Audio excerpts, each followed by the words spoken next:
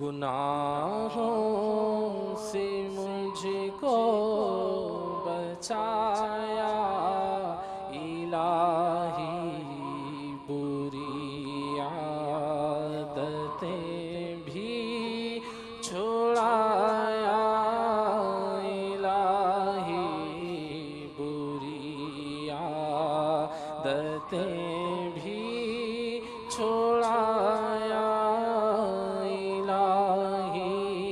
حضرت سیدنا فقیہ ابو اللیث سمرقندی حنفی علیہ رحمت اللہ القوی نقل کرتے ہیں، قبر روزانہ 5 مرتبہ اس طرح پکارتی ہے۔ نمبر 1، اے آدمی تو میری پیٹھ پر چلتا ہے حالانکہ میرا پیٹ تیرا ٹھکانہ ہے۔ نمبر 2، اے آدمی تو مجھ پر عمدہ کھانے کھاتا ہے، ان قریب میرے پیٹ میں تجھے کیڑے کھائیں گے۔ اے آدمی تو میری پیٹھ پر ہنستا ہے، جلدی ہی میرے اندر آ کر روئے گا۔ اے آدمی تو میری پیٹھ پر خوشیاں مناتا ہے، ان قریب مجھ میں رنجیدہ ہوگا۔ اے آدمی تو میری پیٹھ پر گناہ کرتا ہے، ان قریب میرے پیٹ میں مبتلا عذاب ہوگا۔ قبر روزانہ یہ کرتی ہے پکار، مجھ میں ہے کیڑے مکوڑے بے شمار، یاد رکھ میں ہوں اندھیری کوٹھڑی، تجھ کو ہوگی مجھ میں سن وحشت بڑی، میرے اندر تو اکیلا آئے گا، ہاں مگر اعمال لیتا آئے گا، تیری طاقت تیرا فن عہدہ تیرا کچھ نہ کام آئے گا، سرمایہ تیرا دولت دنیا کے پیچھے تو نہ جا، آخرت میں مال کا ہے کام کیا، دل سے دنیا کی محبت دور کر، دل نبی کے عشق سے معمور کر، لندن و پیرس کے سپنے چھوڑ دے، بس مدینے ہی سے رشتہ جوڑ لے۔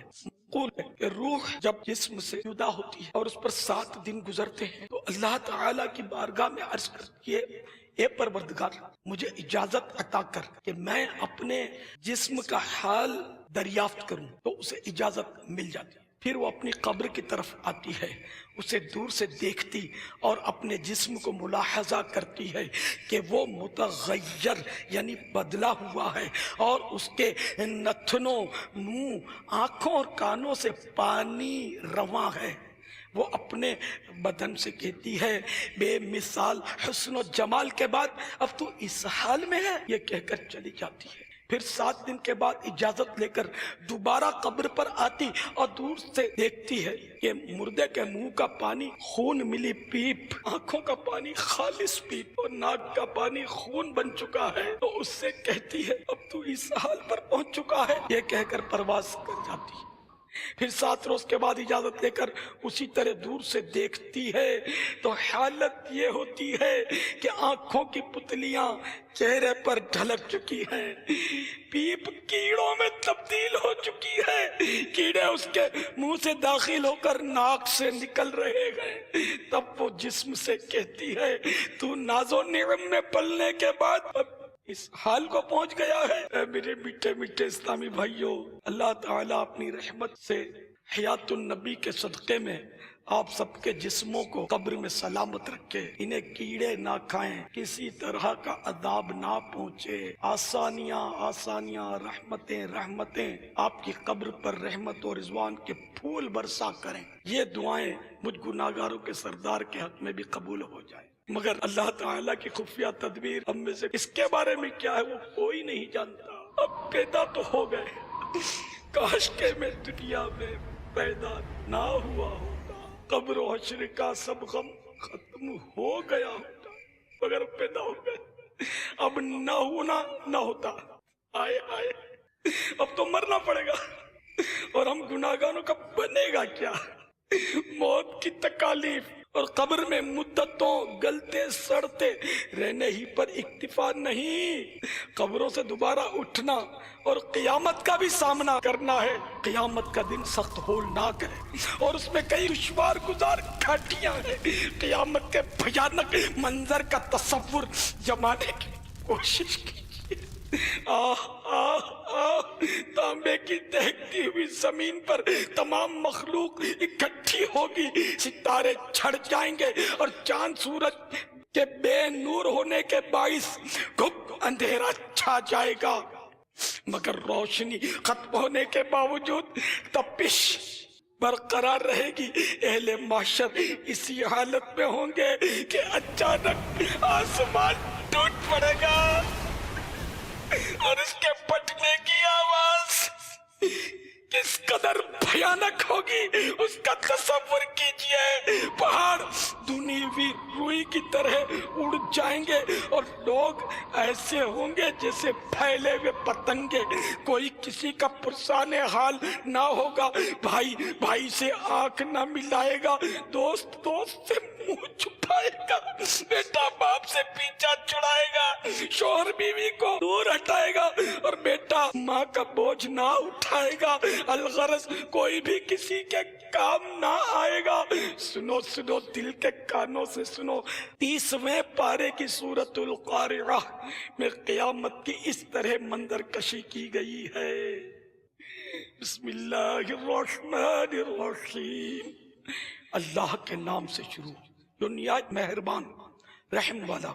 القارعۃ ما القارعہ وما ادراک ما القارعہ یوم یکون الناس کالفراش المبثوث۔ دل دہلانے والی، کیا وہ دہلانے والی، اور تو نے کیا جانا کیا ہے دہلانے والی؟ جس دن آدمی ہوں گے جیسے پھیلے پتنگے، وَتَكُونُ الْجِبَالُ كَالْعِهْنِ الْمَنْفُوشِ، اور پہاڑ ہوں گے جیسے دھن کی اون۔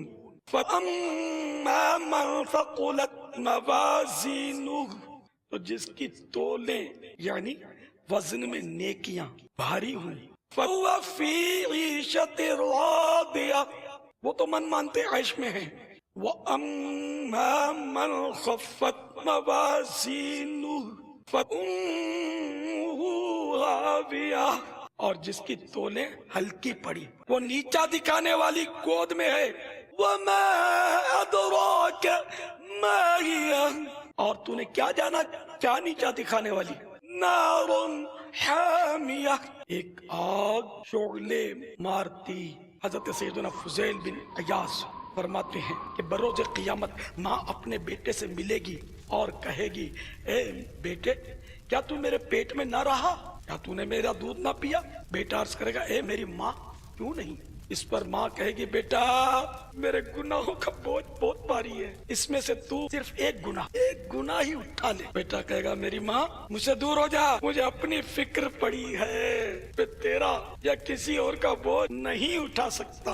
اے میرے میٹھے میٹھے اور پیارے پیارے سائیں بھائیوں، اللہ تعالیٰ آپ سب کو قیامت کی ہوش ربا فضاؤں میں دامن مصطفیٰ میں پناہ نصیب کرے۔ پروردگار آپ سب کو محشر کی تپتی ہوئی زمین پر سایہ عرش نصیب کرے اور تپش محسوس نہ ہو۔ اے کاش اللہ تعالیٰ آپ سب کو شدت پیاس کے وقت اپنے محبوب صلی اللہ تعالیٰ علیہ وآلہ وسلم کے مبارک ہاتھوں سے کوثر کا چھلکتا جام نصیب کر دے۔ اے کاش آپ سب کے طفیل اس گناہگاروں کے سردار کے حق میں بھی یہ دعائیں قبول ہو جائیں۔ اے کاش 100 کروڑ کاش کہ آقا ہماری شفاعت کریں، ورنہ خدا کی قسم اپنا کوئی ٹھکانہ ہی نہیں ہے۔ میرے اعمال کا بدلہ تو جہنم ہی تھا، میں تو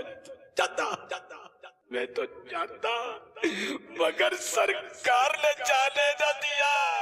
میرے اعمال کا بدلہ تو جہنم ہی تھا، میرے اعمال کا بدلہ تو جہنم ہی تھا،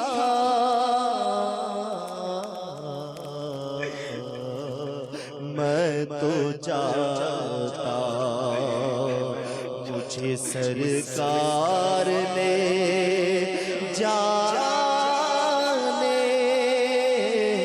نہ دیا، میں تو چاہتا مجھے سرکار نے جانے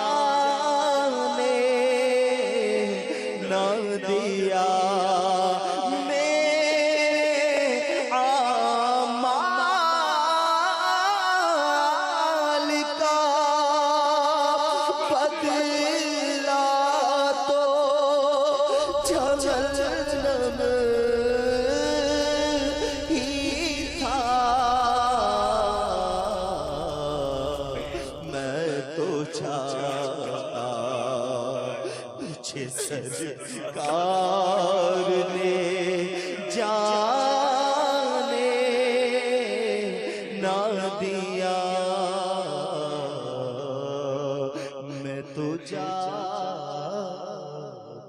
شفاعت کے صدقے میں جنت ملی ہے، عمل تھے جہنم میں جانے کے قابل۔ میرے اعمال کا بدلہ تو جہنم ہی تھا میرے اعمال کا بدلہ تو جہنم ہی تھا